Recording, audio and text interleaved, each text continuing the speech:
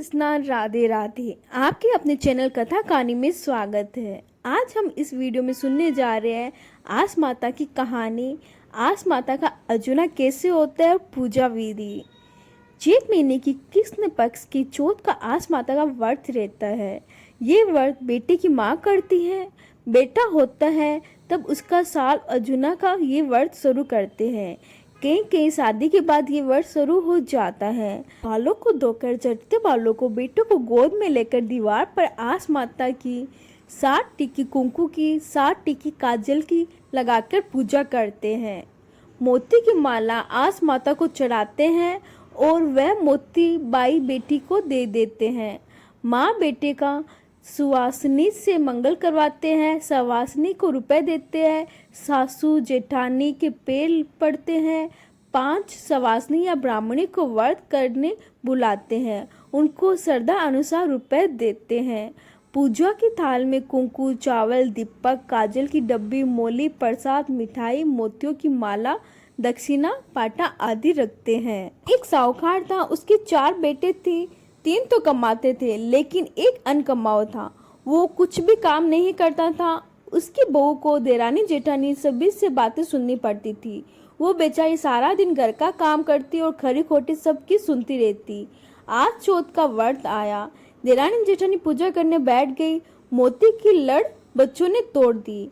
उसने कहा, खम्मा खम्मा रानी जी का हाथ टूटा। ये तो सुना था कि जेठानी ने कहा, गर्जनी काकीरो मातो फुटियो। उसके पति ने अपने कानों से सुन लिया कि मेरी लुगाई को मेरे कारण बहुत ही दुख उठाना पड़ रहा है। सब खरी खोटी सुनाते हैं। मैं तो अब धन कमाने परदेश जाऊंगा। ऐसा कहकर वह जाने लगा। तभी उसकी पत्नी ने कहा, परदेश जा रहे हो तो मेरे हाथ की निशानी लेते जाइए। उसने अपने हाथ का मुंडला मोली से माथे पर बांध दिया और कहा, मेरी याद आती रहेगी।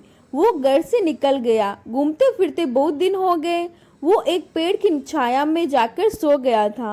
आंख खुली तो देखा 4 औरतें जा रही थी। उसने नमस्कार किया। पहली बोली, मुझको नमस्कार। दूसरी बोली, मुझको। वह लोग आपस में लड़ने लगे।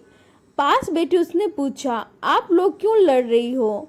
क्या बात है? उस औरतों ने पूछा कि तुमने किसको प्रणाम किया? वो बोला, आप लोग अपना परिचय बताओ कि आप है कौन? एक बोली, मैं भूख हूँ। तो भूख तो मैंने प्रणाम नहीं किया। भूख के मारे तो मैं अपने घर से निकला हूँ। दूसरी बोली, मैं प्यास हूँ। मैंने तो आपको भी प्रणाम नहीं किया है। पानी पानी करते प्यास के मारे आदमी के प्राण निकल जाते हैं। तीसरी बोली, मैं नींद हूँ। मैंने तो तुमको भी प्रणाम नहीं किया। नींद में तो आदमी का हाल बुरा होता है और कोई भी मारकर ले जाता है तो भी पता नहीं चलता। चौथ माता ने कहा, आस हूँ। तो वो बोला, मैं तो आपको ही प्रणाम किया है। आदमी आस के सारे ही जिंदा रहता है कि एक दिन उसकी आस पूरी होगी। आस माता बोली, तुमने मुझको प्रणाम किया है तो तुम जाओ। उज्जैन नगरी के राजा मर गया है। उसे कोट थी इसीलिए कोई जला नहीं रहा है। तुम उसका अंतिम संस्कार कर दो। उसने उज्जैन नगरी जाकर वैसे ही किया। उसने देश के राजा का चुनाव किया। हथनी जाती है, बार बार उसी के गले में माला डाल देती है। 1 बार, 2 बार, 3 बार, चौथी बार भी हथनी ने माला उसी के गले में डाली। आखिर प्रजा ने उसी को राजा बना लिया। इधर उसके घर में गरीबी आ गई। अन्न के दर्शन दुर्बल हो गए। उन लोगों ने भी सुना उज्जैन नगरी का राजा थोड़ा काम कराता है और पैसा अधिक देता है।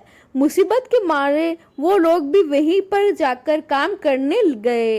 राजा ने अपने परिवार वालों को पहचान लिया, सो अपने भाई को खेत के मुनीम का काम सौंपा। भाभीियों को रसोई का, माँ को घर की देखभाल और लुगाई को नहाने के काम के लिए लगा दिया।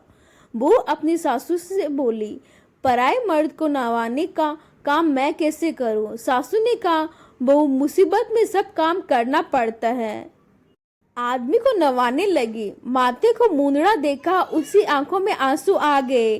गर्म पानी गिरने से राजा ने पूछा, ये गर्म बूंद कहाँ से आई? बंद कमरा, कोई कीड़ी कमेड़ी भी नहीं आ सकती है। आप सच्ची बात बताओ। औरत ने सारी सच्ची सच्ची बात बताई।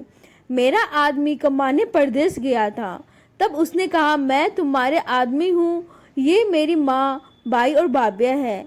मुझको तो आस माता ने ये वरदान दिया, इसका निर्णय कैसे हो। अब मिनक लुगाई का गठजोड़ा अपने आप जुड़ गया और माँ के आंचल से दूध की धार बहने लगी।